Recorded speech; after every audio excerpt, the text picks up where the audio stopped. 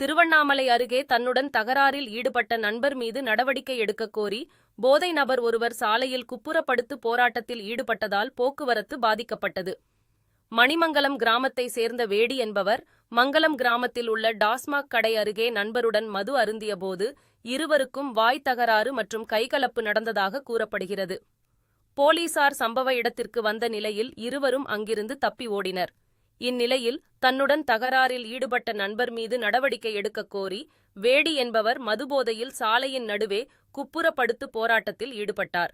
இதனால் அவலூர்பேட்டை திருவண்ணாமலை நெடுஞ்சாலையில் போக்குவரத்து பாதிக்கப்பட்டது. தகவல் அறிந்து விரைந்து வந்த மங்கலம் போலீசார் சாலையில் போதை நபரை காவல் நிலையத்திற்கு அழைத்து சென்றனர்.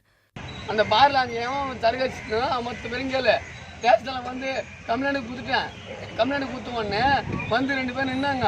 வந்து அப்படியே பிச்சு ஓடுறானுங்க. அவன் மூலிகை ஒத்து ஓடுறான்.